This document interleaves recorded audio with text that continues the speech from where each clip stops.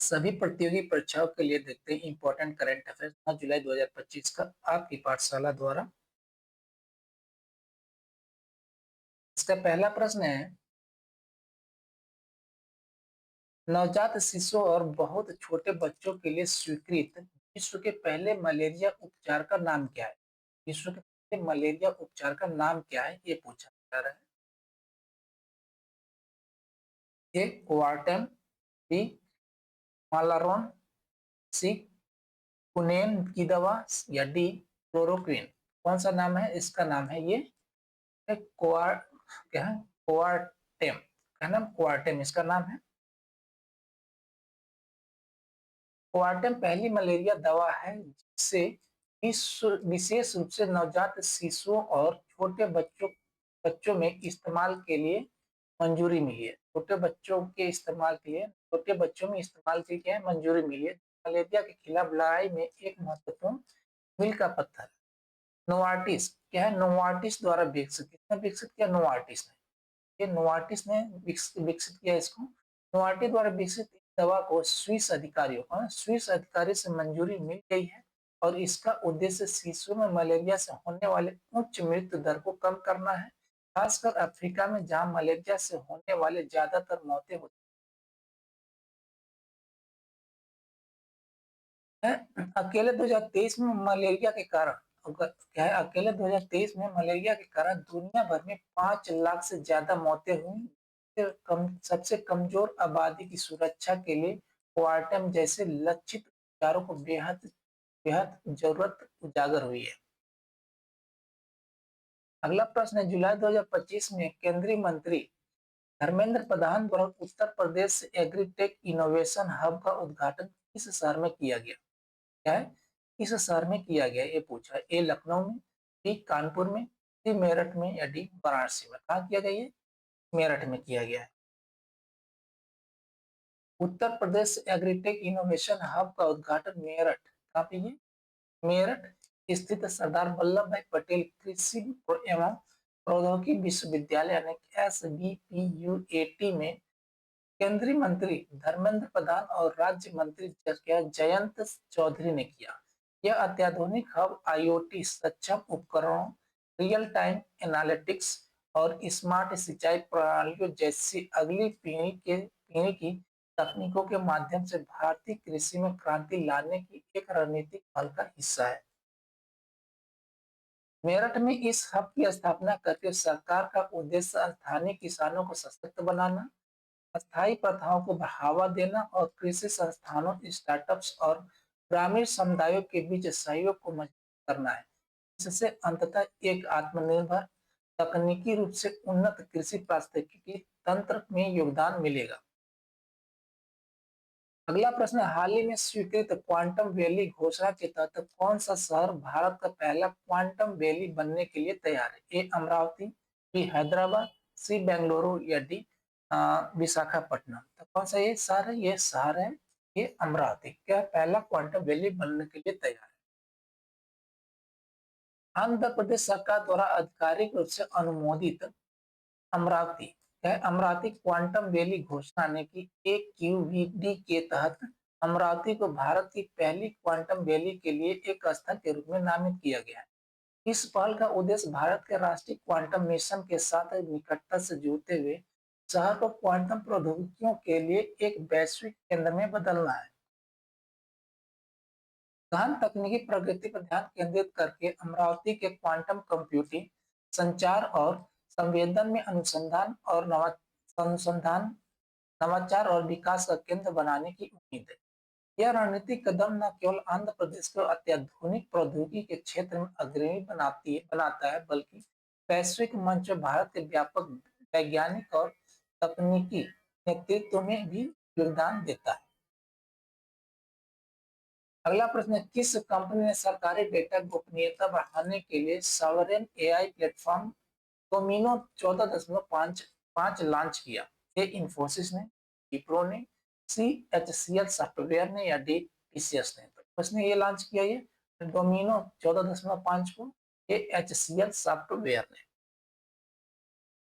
HCL take के software प्रभागी HCL software ने domino IQ के साथ डोमिनो 14.5 लॉन्च किया है। यह एक संप्रभु एआई प्लेटफॉर्म है जो सरकारों और विनियमित क्षेत्रों के लिए डेटा संप्रभुता और गोपनीयता सुनिश्चित करने पर केंद्रित है। यह प्लेटफॉर्म विशेष रूप से संवेदनशील डेटा को राष्ट्रीय सीमाओं के भीतर रखकर विदेशी नागरिकों को रोकने के लिए डिजाइन किया गया है। जैसे जैसे देश अपने डेटा सुरक्षा कानूनों को तेजी से अपडेट कर रहे हैं, डोमिनो आईक्यू जैसे उपकरण सुरक्षित और स्वायत्त डिजिटल शासन के लिए महत्वपूर्ण होते जा रहे हैं। यह लॉन्च एचसीएल टेक की व्यापक रणनीति का भी पूरक है, जो विभिन्न उद्यम स्तरीय डेटा और सुरक्षा आवश्यकताओं को पूरा करने के लिए ओपन एआई के साथ सहयोग सहित संप्रभु और वैश्विक ढांचे के माध्यम से एआई को अपनाने को बढ़ावा देती है। अगला प्रश्न है, किस देश ने प्रधानमंत्री नरेंद्र मोदी को अपना सर्वोच्च नागरिक सम्मान Grand Collar of the of National Award of the Southern Cross से सम्मानित किया? ए अर्जेंटीना ने, बी पुर्तगाल ने, बी दक्षिण अफ्रीका ने, सी दक्षिण अफ्रीका ने या डी ब्राजील ने? और ये ब्राजील ने प्रधानमंत्री नरेंद्र मोदी को Grand Collar of the National Order of the Southern Cross से सम्मानित किया। प्रधानमंत्री नरेंद्र मोदी को ब्राजील सर्वोच्च नागरिक सम्मान यानी Grand Collar of the National Award of the Southern Cross से सम्मानित किया गया।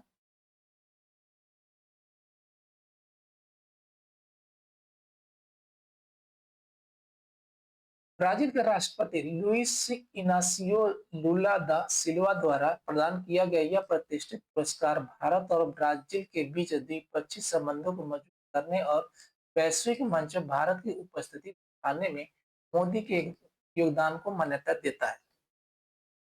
यह वैश्विक कूटनीति में भारत की भूमिका और ब्रिक्स व G20 जैसे बहुपक्षीय मंचों पर प्रधानमंत्री मोदी के नेतृत्व के लिए ब्राजील की सराहना का प्रतीक। यह सम्मान न केवल एक व्यक्तिगत उपलब्धि को मान्यता देता है, बल्कि दोनों लोकतांत्रिक देशों के बीच बढ़ते रणनीतिक और कूटनीतिक सहयोग का भी प्रतीक है। अगला प्रश्न है, 1 सितंबर 2025 से बीएमडब्ल्यू ग्रुप इंडिया के नए अध्यक्ष और सीईओ के रूप में किसे नियुक्त किया गया है? ए विक्रम पवार को, बी हरदीप सिंह बराड़ को, सी राकेश शर्मा को या डी राजीव चाबा को? किसको नियुक्त किया गया? हरदीप सिंह बराड़ को नियुक्त किया गया है किसके? बीएमडब्ल्यू ग्रुप इंडिया के नए अध्यक्ष और सीईओ के रूप में।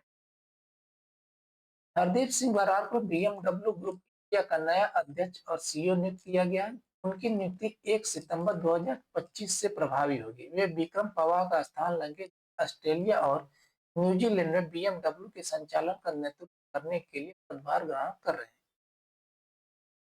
भारतीय ऑटोमोटिव उद्योग में 3 दशकों से अधिक के अनुभव के साथ हरदीप सिंह बिक्री, विपणन और व्यावसायिक रणनीति में गहन विशेषज्ञता रखते हैं।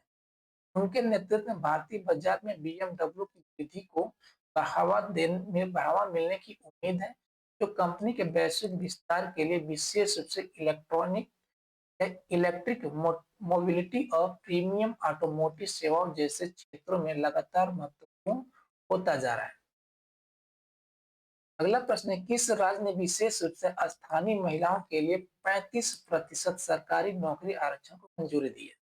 सरकारी नौकरी में आरक्षण को मंजूरी दी। ए बिहार ने, बी उत्तर प्रदेश ने, सी मध्य प्रदेश ने या डी छत्तीसगढ़? ये कौन सा राज्य है? राज्य बिहार राज्य।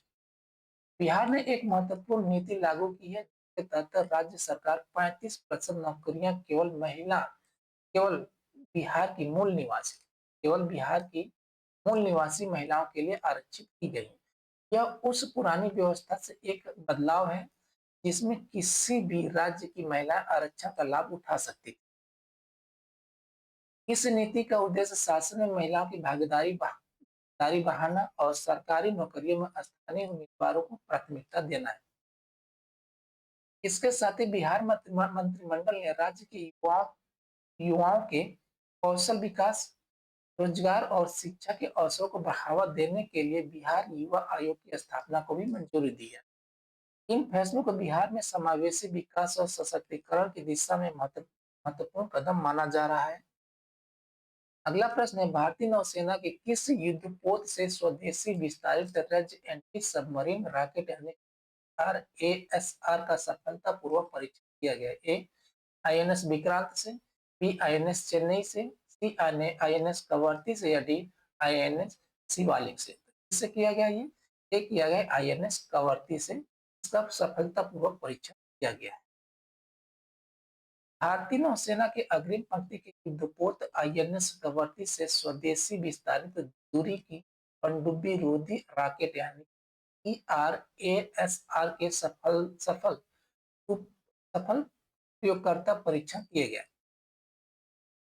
सुरक्षा अनुसंधान एवं विकास संगठन यानी कि डीआरडीओ द्वारा विकसित ईआरएएसआर दुश्मन की पनडुब्बी का सटीक पता लगाकर उन्हें सक्रिय करके भारत की पानी के भीतर युद्ध क्षमताओं को बढ़ाता है। 23 जून से 7 जुलाई 2025 के बीच किए गए इन परीक्षणों में परिचालन परिस्थितियों प्रदर्शन की जांच के लिए अलग अलग दूरियों पर दागे गए 17 रॉकेट शामिल थे। कितने थे? 17। इन परीक्षणों में आईएनएस कवरत्ती की भूमिका इसके सामरिक महत्व को उजागर करती है और अत्याधुनिक रक्षा प्रौद्योगिकी और नौसैनिक युद्ध प्रणालियों में आत्मनिर्भरता पर भारत के बढ़ते ध्यान को दर्शाती है। अगला प्रश्न है, जुलाई 2025 में एशिया का सबसे बुजुर्ग हाथी वत्सला का निधन कहाँ हुआ? ए काजीरंगा राष्ट्रीय उद्यान में, बी पन्ना टाइगर रिजर्व में, सी मुदुमलाई टाइगर रिजर्व में, या डी बांधवगढ़ राष्ट्रीय उद्यान में? इसका निधन हुआ कहाँ पे? पन्ना टाइगर रिजर्व। पन्ना कहाँ पे? ये एमपी में।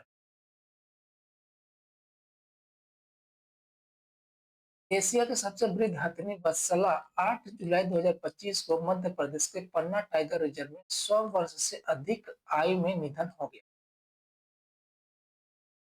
मूल रूप से केरल के नीलांबूर वनों, कहाँ की रहने वाली थी? केरल के नीलांबूर वनों की रहने वाली वत्सला को 1970 के दशक में मध्य प्रदेश स्थानांतरित कर दिया गया था और वे पन्ना राष्ट्रीय उद्यान में बाघों की खोज और वन गश्ती में एक प्रमुख व्यक्ति बन गई। 2003 में सेवानिवृत्ति के बाद भी वे युवा हाथियों को प्रशिक्षित करके संरक्षण प्रयासों में सक्रिय रहे। पन्ना टाइगर रिजर्व, जो अवैध शिकार के कारण विलुप्त होने के बाद बाघों के पुनः प्रवेश में अपनी सफलता के लिए जाना जाता है, ने वत्सला की विशिष्ट उपस्थिति और क्षेत्र में वन्यजीव संरक्षण में योगदान के कारण और अधिक प्रसिद्धि प्राप्त की। अगला प्रश्न है, कौन सा देश 1 जनवरी 2026 को यूरो अपनाकर यूरो जोन का 21वां सदस्य बनने के लिए तैयार है? ये बुल्गारिया, बी रोमानिया, सी हंगरी, या डी पोलैंड? ये देश है, कौन है ये है बुल्गारिया, जो यूरो जोन का क्या है, एक यह 21वां सदस्य बनने के लिए तैयार है। कब से? 1 जनवरी 2026 से। बुल्गारिया 1 जनवरी 2026 को आधिकारिक रूप से यूरो जोन में शामिल हो जाएगा और यूरो को अपनी आधिकारिक मुद्रा के रूप में अपनाने वाला 21वां सदस्य बन जाएगा। यूरोपीय संघ के वित्त मंत्रियों ने 8 जुलाई 2025 इस कदम को अंतिम मंजूरी दे दी है। बुल्गारिया अपनी राष्ट्रीय मुद्रा लेव को 1.9553 लेव प्रति यूरो की स्थिर दर पर बदल देगा। यूरो को अपनाने से आर्थिक स्थिरता में सुधार, पश्चिमी यूरोप के साथ एकीकरण को बढ़ावा और देश को बाहरी प्रभावों से बचाने की आंतरिक राजनीतिक चुनौतियों और सार्वजनिक चिंताओं के बावजूद बुल्गारियाई सरकार इसे देश के आर्थिक विकास में एक महत्वपूर्ण मानती है। अगला प्रश्न है, जुलाई 2025 में एप्पल के नए मुख्य परिचालन अधिकारी यानी कि सीओओ के रूप में किसे नियुक्त किया गया? ए जेफ विलियम्स को, बी सबीह खान को, डी टिम कुक को, या डी जॉन टर्न टर्नस को? किसको नियुक्त किया गया? ये सबीह खान को नियुक्त किया गया है नए मुख्य परिचालन अधिकारी। किसके? एप्पल के। सबीह खान को एप्पल का नया मुख्य परिचालन अधिकारी यानी सीईओ नियुक्त किया गया है। वे जेफ विलियम्स का स्थान लेंगे, जो सेवानिवृत्त होने वाले हैं।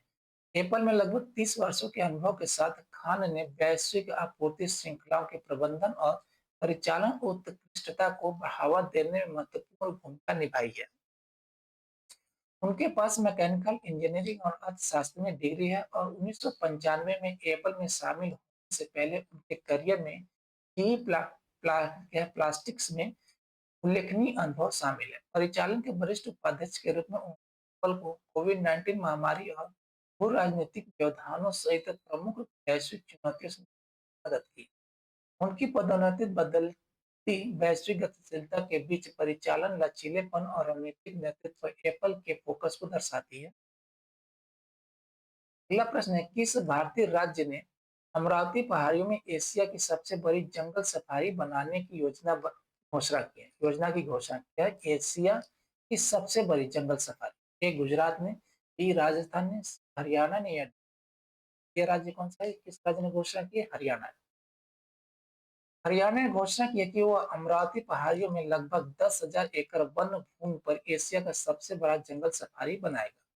इस महत्वाकांक्षी परियोजना का उद्देश्य वन्य जीवों की रक्षा, पर्यावरण, पर्यटन को बढ़ावा देना और स्थानीय समुदायों के लिए रोजगार के अवसर पैदा करना है।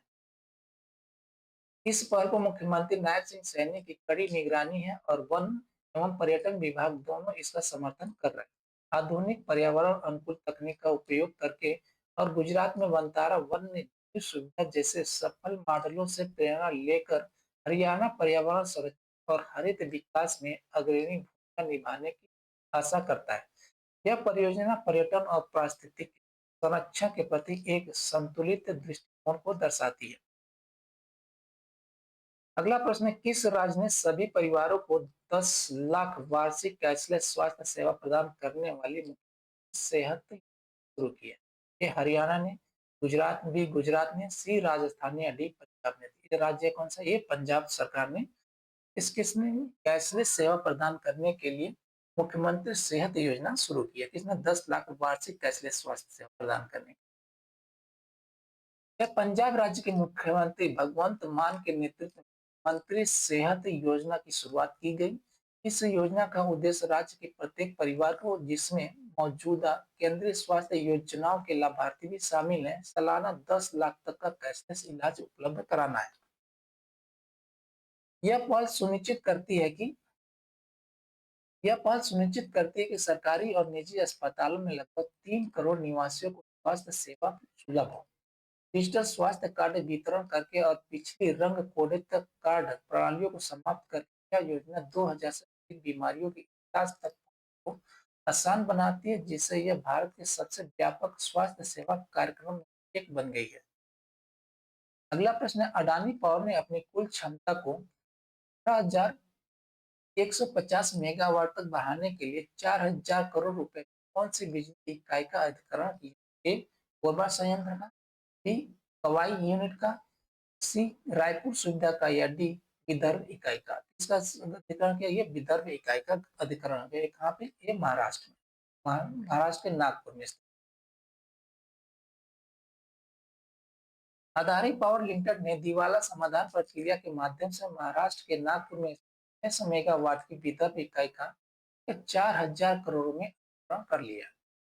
7 जुलाई 2025 को पूरा होने वाले इस अधिकरण को राष्ट्रीय कंपनी कानून न्यायाधिकरण यानी कि एनसीएलटी द्वारा अनुमोदित किया गया था और यह कंपनी के भारतीय ऊर्जा पोर्टफोलियो में महत्वपूर्ण योगदान देता है। विदर्भ इकाई, जिसका संचालन पूर्व में विदर्भ इंडस्ट्रियल पावर लिमिटेड द्वारा किया जाता था, में घरेलू कोयले से संचालित 300 मेगावाट की 2 इकाइयां शामिल हैं। यानी कि 2 इकाइयां शामिल हैं, 300 की 2 इकाइयां, 600 मेगावाट। इस रणनीतिक खरीद से अदानी पावर की कुल परिचालन क्षमता बढ़कर 18,150 मेगावाट हो गई है, जिससे भारत के सबसे बड़े निजी ताप विद्युत उत्पादक के रूप में मजबूत हुई है और यह 2030 तक 30,670 मेगावाट तक के इसके लक्ष्य के अनुरूप है। थैंक यू जी, धन्यवाद।